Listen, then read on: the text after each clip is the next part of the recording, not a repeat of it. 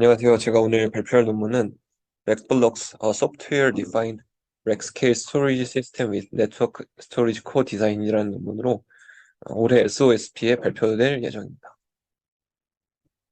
먼저 인트로덕션입니다.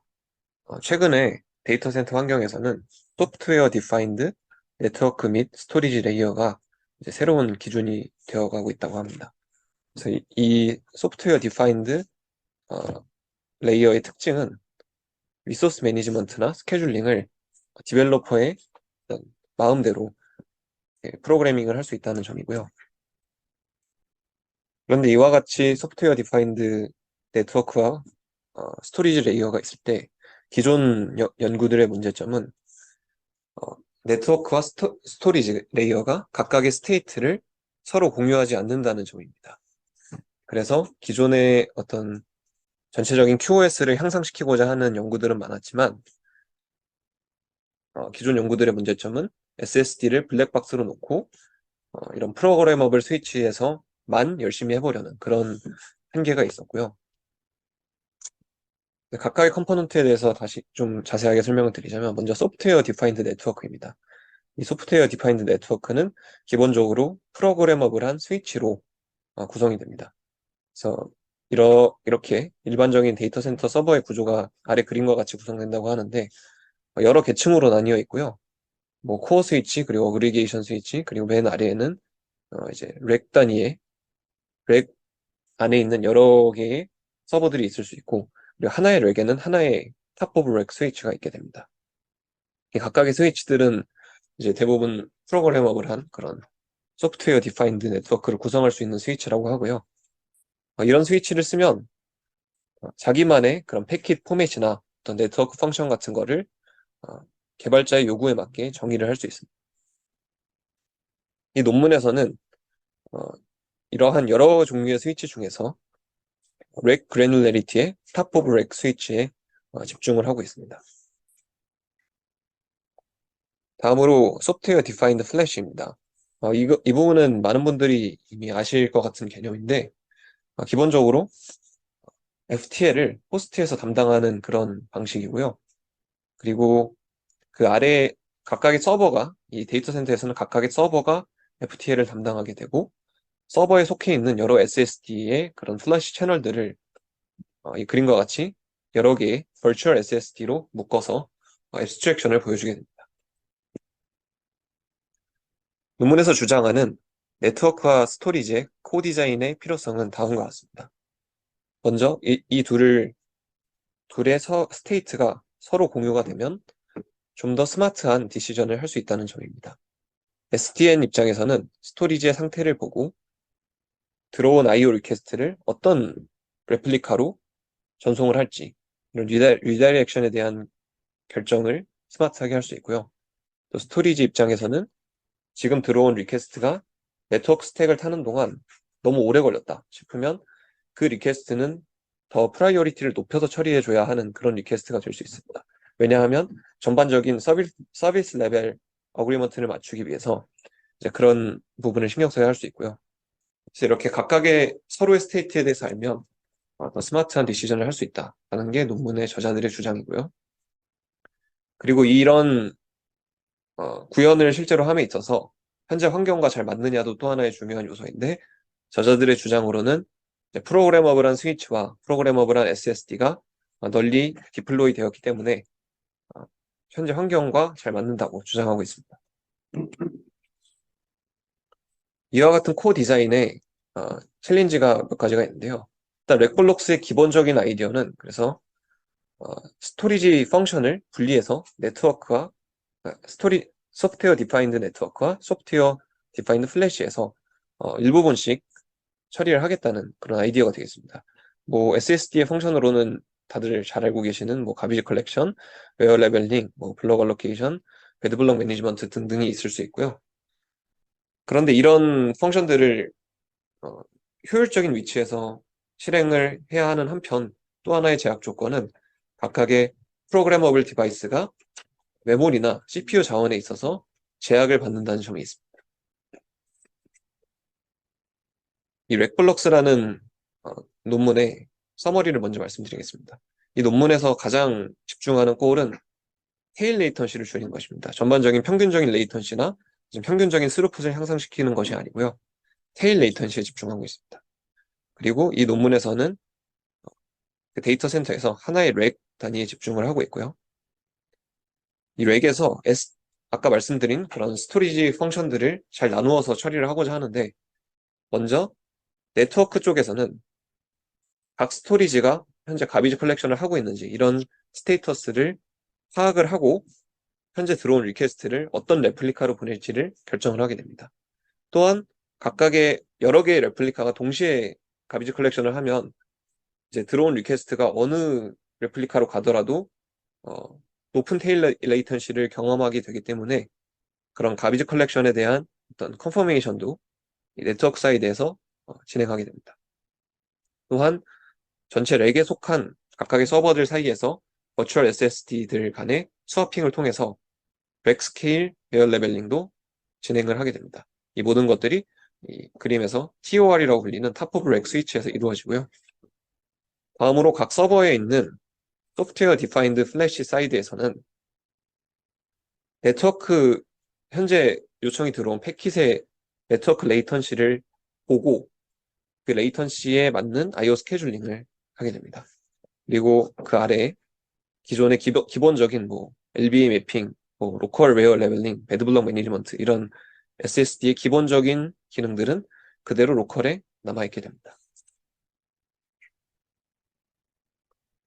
그래서 각각의 기법에 대해서 좀 더 자세히 말씀드리자면, 일단 플래시 사이드에서 네트워크 레이턴시에 어웨어하게 스케줄링을 하는 정책입니다. 논문에서 굉장히 단순한 프라이어리티를 설정을 했는데, 잠시만요. 예. 그래서 세 가지의 시간을 더해서 그 시간이 길면은 그 리퀘스트의 우선순위를 높여서 스케줄링을 하게 됩니다. 각각의 시간들에 대해서 알아보면 첫 번째로 패킷 라우팅하고 큐잉하는 데 걸린 그러니까 이 데이터 센터에 들어와서 이 패킷이 라우팅되고 큐잉되는 데 걸린 레이턴시, 그리고 스토리지의 큐잉 딜레이. 이 앞에 두 가지는 기존에 존재하는 측정 스택 기법을 통해서 다 측정이 되는 부분들이고요. 그리고 세 번째로 어, 내가 스토리지를 거쳐서 다시 이 패킷이 클라이언트에게 도달하기까지의 레이턴시를 예측을 합니다. 근데 이 예측이 뭐 엄청 대단한 그런 기법을 사용한 건 아니고 100개의 리센트 패킷의 레이턴시 정보를 평균을 내서 그냥 그걸로 단순하게 예측을 하고 있습니다. 왜냐하면 데이터 센터에 들어와서 스토리지 서버에 도달하기까지의 걸린 레이턴시가 나갈 때도 거의 비슷하게 적용될 것이다라는 그런 어떤 단순한 가정하에 이런 기법을 채택하고 있고요. 논문에 따로 그래프는 없지만 저자들의 주장에 따르면 이런 기법이 뭐 굉장히 높은 정확도로 레이턴시를 잘 예측하고 있다고 하고 있습니다.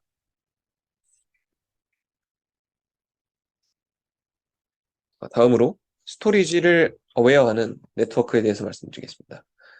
이들은 이제 VSSD, 아까 말씀드린 Virtual SSD Granularity로 레플리카를 관리하게 되고요.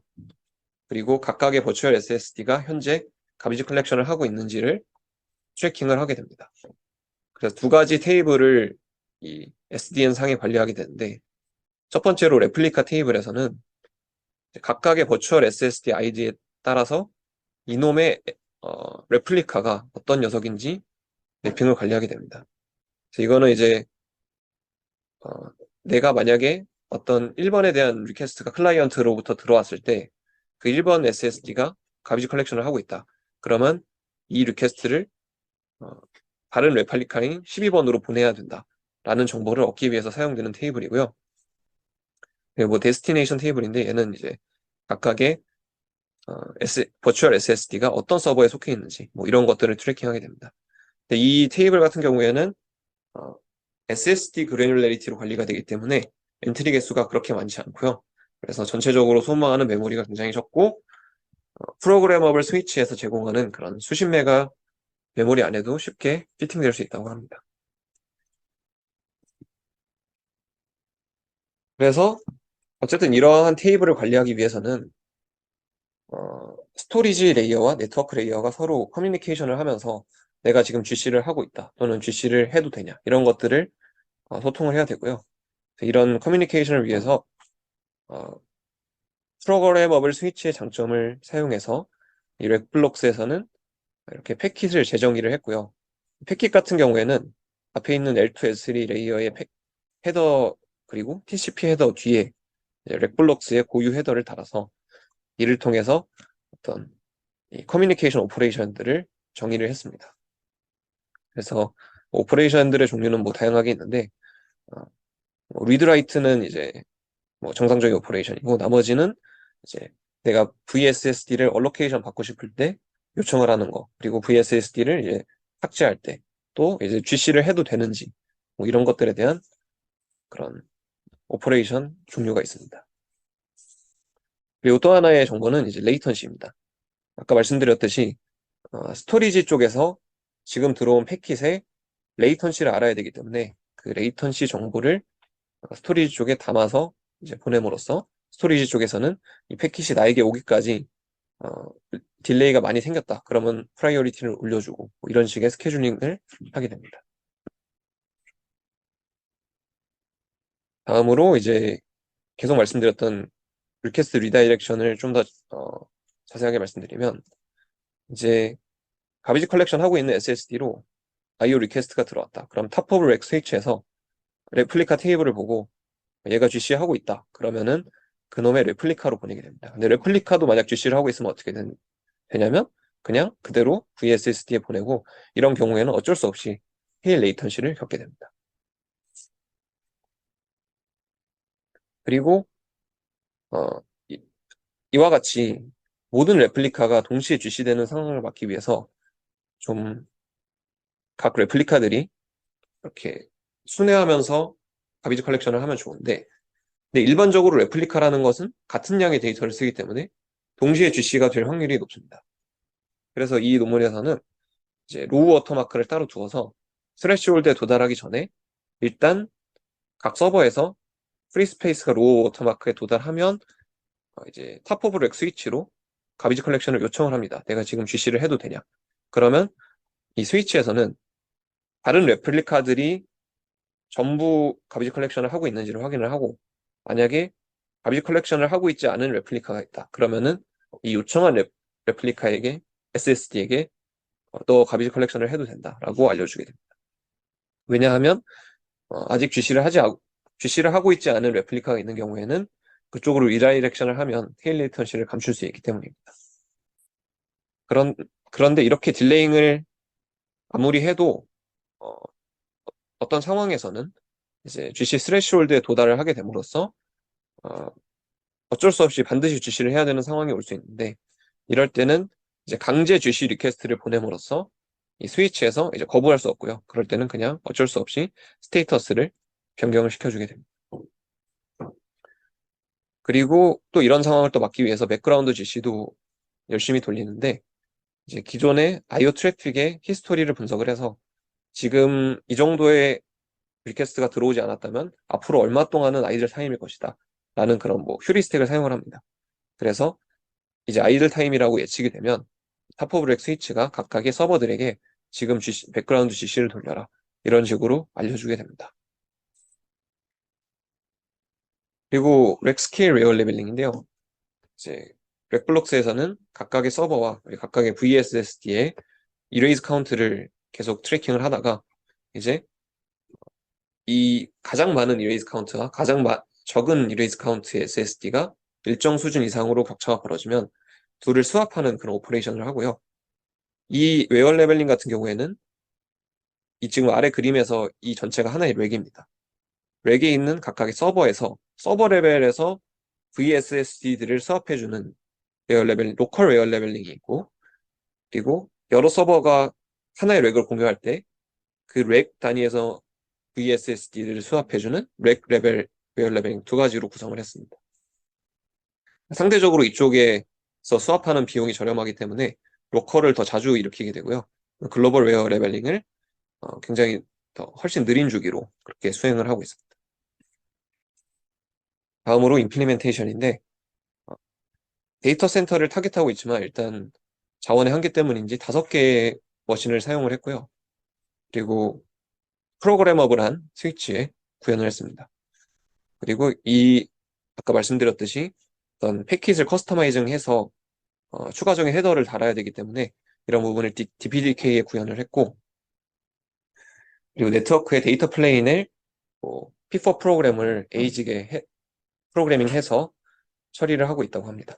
그리고 컨트롤 플레인 같은 경우에는 파이썬으로 소프트웨어를 구성했고, 이거를 API를 통해서 데이터 플레인과 통신을 할 수 있다고 합니다.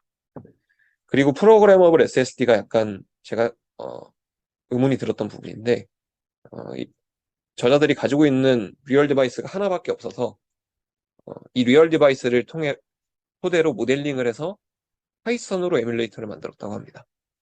그래서 이거를 통해서 실험을 했고요. 이밸루에이션인데 베이스라인 같은 경우에는 OSDI 14년도에 발표된 버추얼 데이터 센서라는 논문에서 가져와서 자기들이 재현을 해서 비교를 했습니다. 이 논문 같은 경우에는 퍼포먼스 아이솔레이션에 집중을 해서 어, 각각의 테넌트가 테일 레이턴시를 크게 경험하지 않도록 하는 데 집중한 논문이라고 하고요. 근데 문제에서 지적했다시피 어떤 SSD나 또 네트워크 간에 서로를 블랙박스로 보는 그런 어프로치라고 보시면 되겠습니다. 워크로드들은 이 라이트 레이쇼에 따라서 다양하게 사용을 했는데 라이트 레이쇼가 변하면 이제 가비지 컬렉션의 정도가 달라지는 그런 효과가 있습니다. 첫 번째로 테일 레이턴시입니다. 이 논문에서 가장 집중한 부분이죠. 그래서 당연히 테일 레이턴시는 좋아져야 되고요. 세 가지를 비교를 했는데 VDC가 버추얼 데이터 센터 베이스라인이고 렉블럭스 소프트웨어 같은 경우에는 정책은 똑같은데 이제 에이징이나 이런 프로그래머블 스위치 등의 하드웨어 프로그램된 부분을 제외를 하고 소프트웨어로만 구현한 그런 버전이 되겠습니다. 그리고 마지막으로 이 황토색이 렉블록스가 되겠고요. 이 그래프 같은 경우에는 세로축은 노멀라이즈된 3-9 레이턴시입니다. 가로축은 YCSB 벤치마크의 리드라이트 비율에 따라서 정렬이 되었고요. 전반적으로 이 VDC에 비해서 렉블록스가 좋은 성능을 보여주고 특히 라이트 비율이 높을 때 이 리드 레이턴시가 렉블록스가 크게 좋아집니다. 이 이유는 라이트 비율이 높으면 높을수록 가비지 컬렉션이 더 많이 일어나서 이 렉블록스의 GC 어웨어한 폴리시가 큰 효과를 보여주고 있다고 보시면 되겠습니다. 다음으로 라이트 레이턴시인데 라이트 레이턴시 같은 경우에는 각 서버에 D램 캐시가 흡수를 해주기 때문에 가비지 컬렉션이 큰 영향을 주지 않습니다. 설령 SSD에서 가비지 컬렉션을 돌리고 있다고 하더라도 이 리퀘스트가 D램 캐시에 흡수가 되고 바로 리턴이 되기 때문에 GC에 의한 영향을 받지 않는데 그럼에도 렉블록스가 좋아지는 이유는 렉블록스에서는 이 패킷이 스토리지 서버까지 도달하는 데 걸린 패킷 레이턴시를 토대로 프라이어리티 스케줄링을 따로 해주기 때문에 이제 그런 부분에서 라이트 레이턴시의 VDC 대비 향상이 있었다고 보시면 되겠습니다. 다음으로 에버리지 레이턴시인데 그래프를 자세히 보실 필요는 없고 그냥 전반적으로 다 동일한 성능이 나옵니다. 렉블록스에서는 자기들이 집중한 거는 테일 레이턴시고 그래서 에버리지 레이턴시는 나빠지지만 않으면 된다 라는 그런 주장을 하고 있고요. 그래서 나빠지지 않은 그런 결과를 보시면 되겠습니다. 그리고 렉블록스의 두 가지 기법별 성능 향상을 보시면 되겠고요. 여기 지금 아래 그래프에 네 가지 종류가 있는데 베이스라인과 렉블록스 콜드 IO는 이제 GC 잠시만요. 네. GC를 어웨어하지 않은 그러니까 GC 어웨어 리다이렉션을 빼고 스토리지 사이드에서만 이제 패킷 레이턴시를 보고 스케줄링하는 그런 기법을 넣은 게 이 파란 점선이고요. 소프트웨어로만 구현한 버전이 보라색이고 그리고 초록색이 렉블록스입니다. 그래서 이제 IO 스케줄링을 코디네이트 하는 것 그러니까 네트워크 레이턴시를 보고 스케줄링을 하는 기법은 이제 리드 헤비 워크로드에서 효율을 발휘합니다. 왜냐하면 가비지 컬렉션이 발생하지 않기 때문에 이제 리드의 테일 레이턴시를 줄여주는데 좋은 역할을 하게 되는 것이죠. 그래서 어, 이 리드가 많은 100% 리드 워크로드의 경우에는 이제 이 파란색 점선이 렉블록스 초록색 점선과 거의 일치하는 현상이 나타나고요. 반대로 이제 가비즈 컬렉션을 코디네이팅해서 내가 내게 들어온 리퀘스트가 GC를 하고 있는 VSSD로 가는 경우에 리다이렉션을 해주는 기법. 이거는 이제 또 라이트 헤비 워크로드에서 당연히 좋은 성능을 보여줍니다. 그래서 렉블록스와 GC 정책을 뺀 파란색 점선의 큰 차이가 라이트 헤비 워크로드인 여기 마지막 그래프에서 이제 크게 벌어져 있습니다. 그래서 뭐 이런 각각의 기법들의 그런 효과를 뭐 직관적으로 잘 보여주고 있다고 생각이 듭니다. 다음으로 웨어 레벨링의 효과인데요. 위의 그래프는 이제 한 렉 안에 있는 한 서버 안에서의 여러 SSD의 그런 임발란스를 줄였다는 그런 그래프가 되겠고요. 그리고 이 아래 그래프는 이제 한 렉 안에서 이 렉 단위의 스와핑을 어떤 주기로 하냐에 따라서 이 임밸런스가 어떻게 되느냐를 보여주는 그래프인데 전반적으로 스왑 주기가 길어지면 길어질수록 임밸런스가 약간씩 높아지긴 합니다. 어쨌든 전반적으로 직관과 벗어나지 않는 그런 그래프라고 보시면 되겠습니다. 마지막으로 요약입니다. 최근에 데이터 센터들은 퍼포먼스 아이솔레이션을 많이 시도를 했습니다. 하지만 그런 연구들에서 문제점은 이제 네트워크와 스토리지 레이어에서 서로에 대한 고려 없이 그냥 각각에 대한 최적화를 했다는 점이고, 렉블럭스에서는 두 레이어의 코디자인을 시도를 했고, 네트워크 쪽에서는 스토리지의 가비지 컬렉션 어웨어한 폴리시를 도입을 하고, 스토리지 쪽에서는 네트워크 레이턴시 어웨어한 그런 스케줄링 기법을 도입을 해서 전반적인 테일 레이턴시의 향상을 이루어냈습니다. 이상으로 발표 마치겠습니다. 감사합니다.